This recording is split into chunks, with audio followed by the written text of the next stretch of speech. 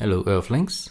Today I wanted to show you another piece of gear from my spaceship, which is the ESI Xjam. It's a tiny MIDI drum pad, which means it won't make any sounds by itself, but I have hooked it up to my Korg Modwave here. So as you can see, they are linked to each other now. For the inputs, it has USB-C power here, which also sends MIDI data through to your PC if you want. There is a small TRS MIDI out here and a small foot switch for sustain pedal. You can set up any scale you like on these drum pads. Right now I have set it up to the major C scale. So yeah, as you could hear already.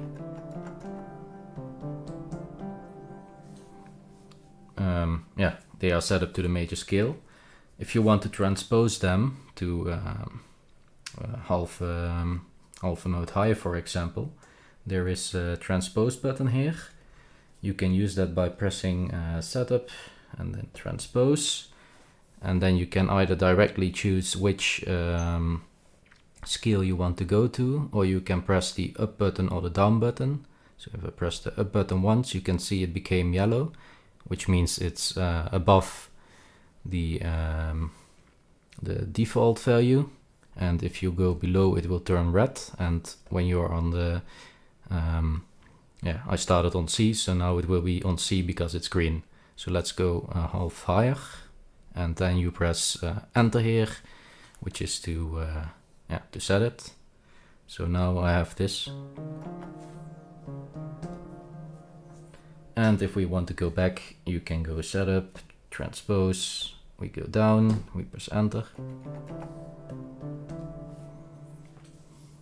You can also, if you press setup, you might have already noticed there's octave here. If you press that, you can go up an octave, press enter.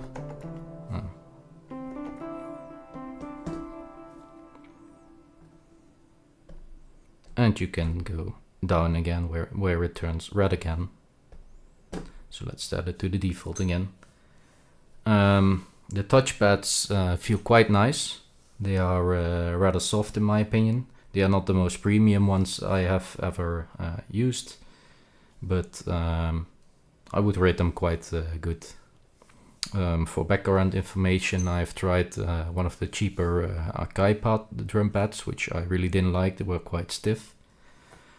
Then I've tried the Novation circuit track, which is a little bit worse than this, I think, but about even. And then there was the Machine MK3, which is the most premium ones that I've tried. You can set it in the software or here on the this button. As you can see, it says aft, which means aftertouch. So you can set it either off channel aftertouch, or you can use it poly aftertouch. You can also set these endless encoders here. So that's nice, they are endless. You can program these yourself, and you can also set them to manage your channel aftertouch.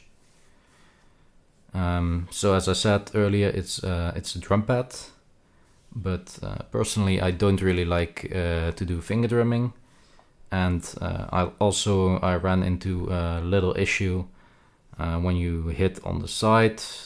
They are quite sensitive, I think. So sometimes you do a double press, or you might hit the note next to it, just because it's very sensitive. Then there is there's two bank buttons here. The the left one is, as you can see, it's for the pads, so you can program 3 different pad sets per scene. So right now they will, if I press it, green is the default one again. If I press it once, it will turn yellow, and now it should be set up to play some higher notes, I think. and if I press it again it will make even higher. And you can program all these banks yourself. Then the endless encoders also have 3 banks if you want to set them up. There is a repeat button. You can either merge the tempo or you can set the tempo yourself here using either your PC, or you can use the setup with tempo here. You can set up divisions, and then the note that you are pressing will be repeated at that tempo. And if you are pressing multiple buttons, then then they will all repeat at the same tempo. The repeat button has 2 options. Either you can put it to hold, or you can only activate it when you're pushing this button. So you can switch that by pushing type here and then repeat. So as you can see, it's locked now.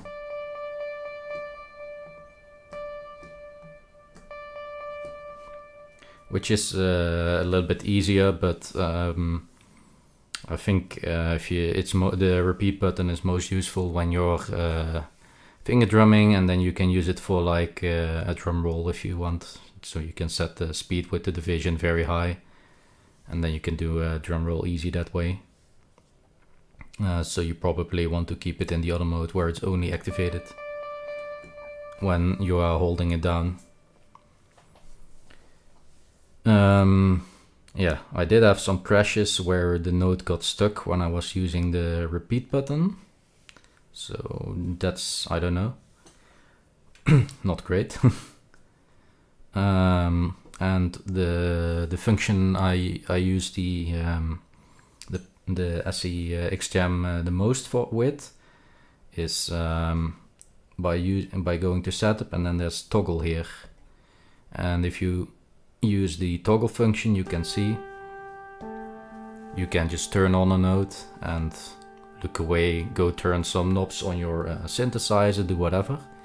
So what I like to do with another preset here, so if I switch quick.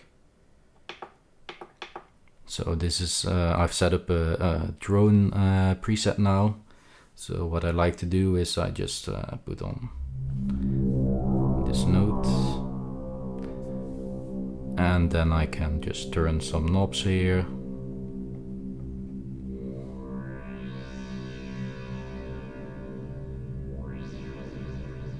And the note will just keep holding forever until I release it, as you can see.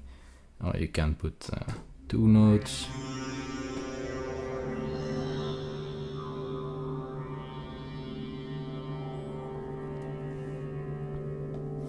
And the nice thing is also in combination with my mod wave, these notes, they will keep holding this on this preset. So if I switch to another preset now, so if I go to the strange alien whale sound, you can, let me turn up this volume. You can hear that the first, the drone is still going, and then I can, on my keyboard here, I can play some effects over it.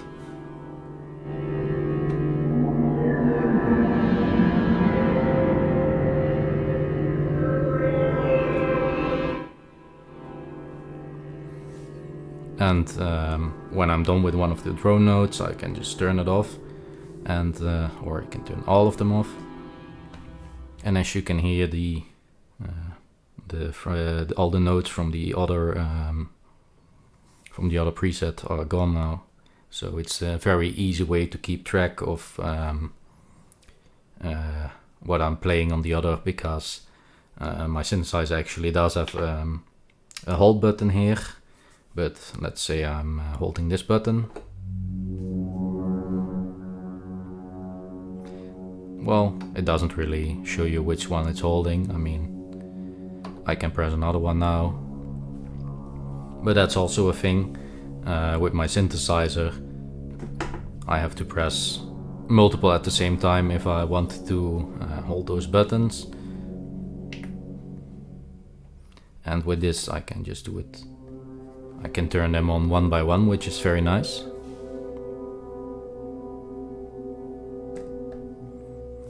Another way I like to use the Xjam myself is with the arpeggiator.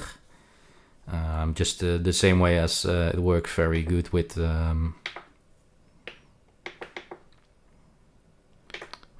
pads. It also works very nice with tracking your arpeggiator. So if this is just the basic. No interesting sound here, but let me turn on the arpeggiator. And now I can put in some notes here. And meanwhile I can just keep on turning knobs if I want. I can add notes, I can remove notes. I can change the arpeggiator here in the meantime. Let's change the rhythm.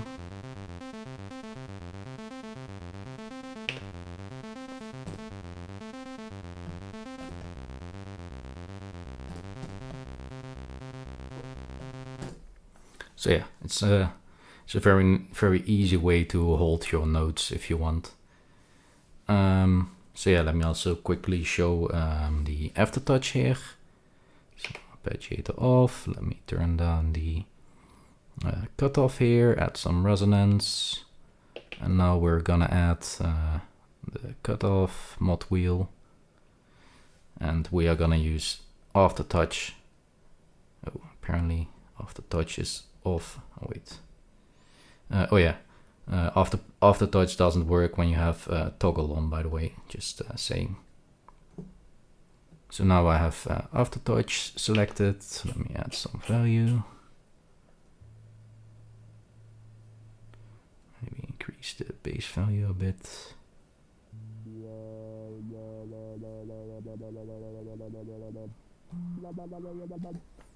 So yeah, poly aftertouch if you want. If you want to use the toggle mode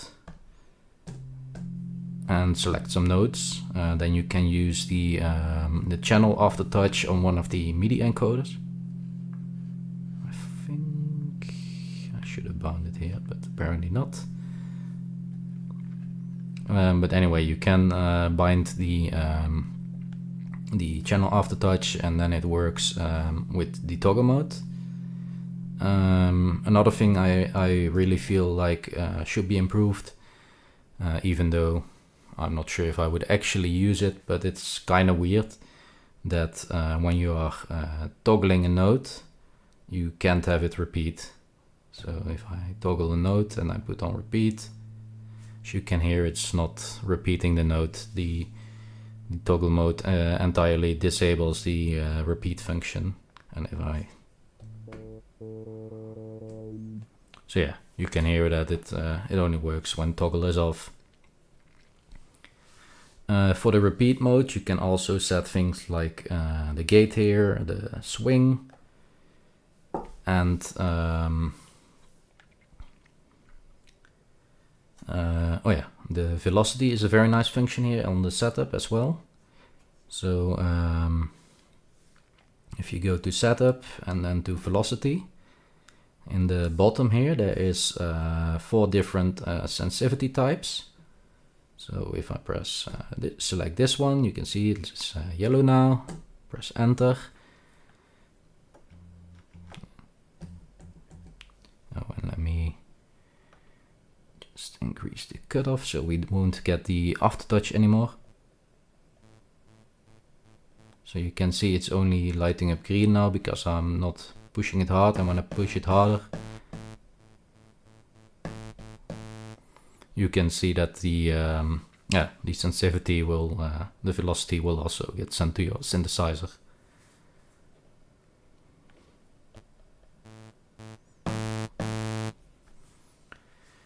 And besides those 4 different sensitivity ones, you can also lock the velocity. So if I press this one, it will always be on full volume.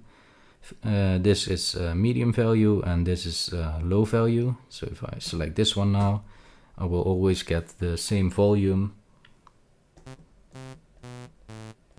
As you can see, they also light up green now, and it's the same value no matter how hard I'm pressing it. And if I select this one, the loudest, you can see it's always red and it's a little bit louder now. You can, as I said already earlier, you have 3 banks for notes and 3 for the values here. But if you press both of these at the same time, you get these 2 buttons lighting up. And if you press recall there, you can save up to 16 scenes, as you can see. I was in scene 5 here. So if I select my first one, which is the one I use the most. Now I have the first thing selected. And the nice thing about this is that it's so small. So on my stand, I've moved it a little bit to the side now, so it works a lot better on the camera. But usually the synthesizer and this one, they only barely fit. So it's very nice that it's small, and I have actually programmed this scene setup so it works this way. So now I have in the other preset, I had like C, D, E, F, and now I have C, D, E, F here.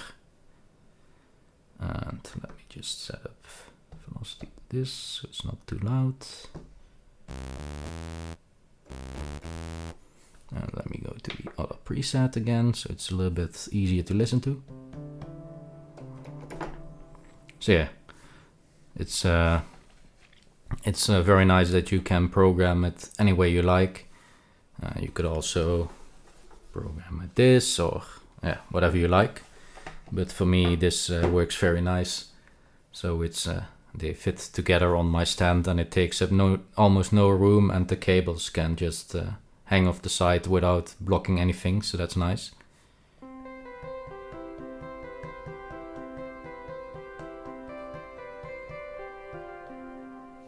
So yeah, you can see it's very easy to play with, and when you program it in a scale, you can't hit any wrong notes, and if you want to go to another scale, you can just if you use the scenes right. For example, this scene is set up in the major, and the next one could be in minor, and then you can just use the transpose button here to go to other note starts. So instead of a C major, I could have like a D major or whatever you want, just by transposing it here. Let's see, I think that was most functions on the device. So let me just show you the software here. I will have to open that, so give me a moment here. I'm just going to put this back to scene 5.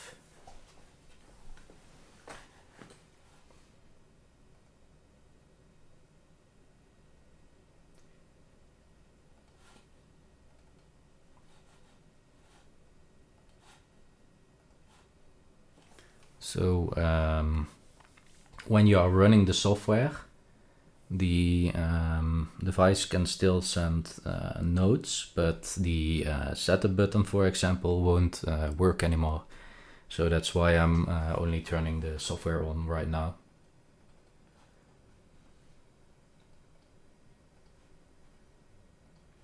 There we go. Let me just move the Xjam a little bit.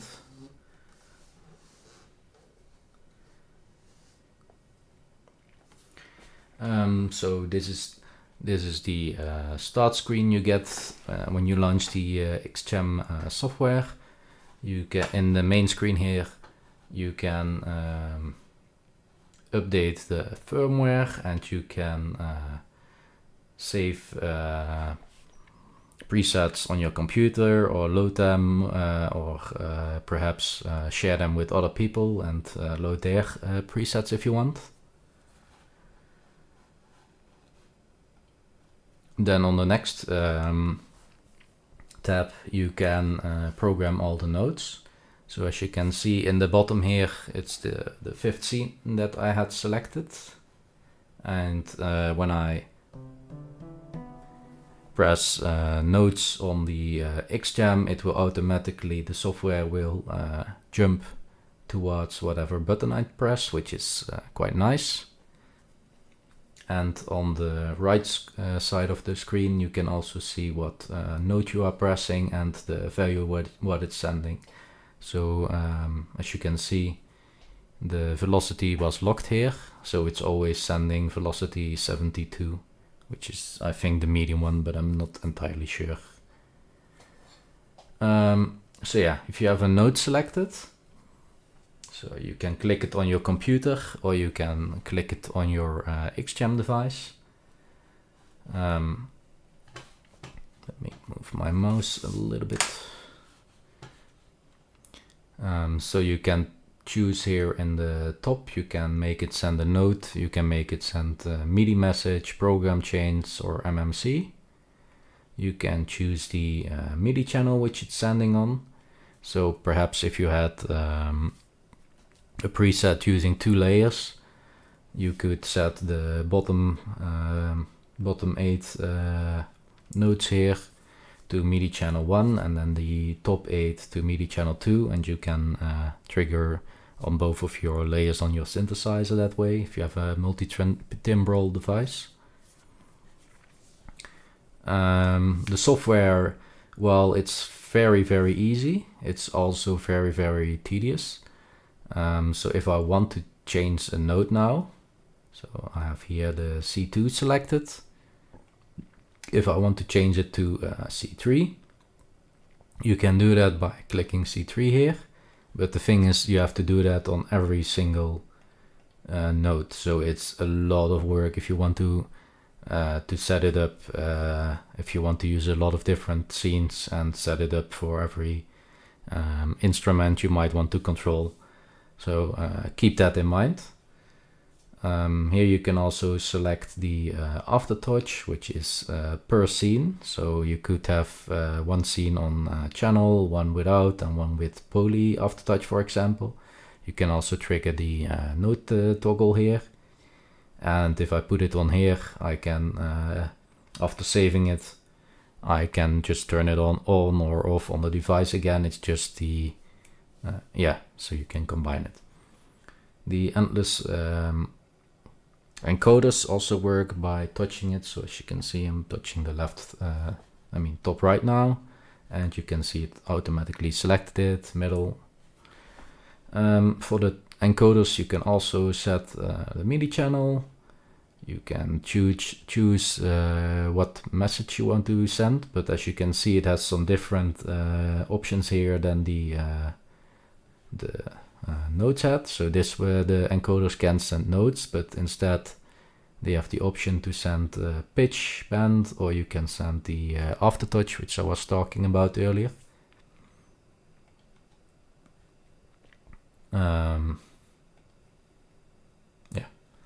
So you can set these up yourself any way you like. If you want to go to one of the other banks within the scene, you just press the button here. So as I said earlier, if I press on the Xjam, it won't do anything. You actually have to press it in the software yourself, and you can see the color on the device will indicate which one you are in. So you can also see here, when I press it, the notes actually change. So you can see I'm actually changing between the banks. And it's the same with the MIDI encoders. You can just press this button and then you can set up different encoder values for every bank if you want. And you can also set the pedal. So right now it's set to MIDI CC64, which is usually to sustain. But if you want to use it with anything else, you can also do that. So if you wanted to use it as like a trigger function for something on your synthesizer, that's actually a very nice trick with the Xjam. You can put the sustain pedal in here, and then use it to send an entirely different message. So you don't actually have to use it as a sustain, you can use it as an extra button if you want. Oh, and you can also, here in the bottom, you can select these scenes, and you can save or to the Xjam if you want. Then the next step is for global settings. This is where you can change the pad sensitivity for the drumming and for the aftertouch. I haven't changed it too much, to be honest. I kind of like the way they are, except for the bug with the double presses sometimes happens. So maybe if you change these values, you might be able to avoid the double presses better. And then you can also set the velocity curve here if you like. For me, I just get the basic value here, as you can see. And you can set the time divisions here and the BPM and all those things for the repeat function. Personally, I don't really use the repeat function, so yeah, I haven't really changed this either. But I will say I have tried to change it, and it's a lot more clear what you're doing here in this window, especially to set the BPM compared to setting the BPM on the device. It's very easy to change the divisions, but the tempo is a lot easier here in my opinion. Oh, and you can also set here the clock if you want to use the internal clock from the Xjam, or if you want to synchronize it with your synthesizer, perhaps. Let's see. I think I have set those things now. Yeah, I think that's all. So I hope this review helped you out, and see you the next time in space.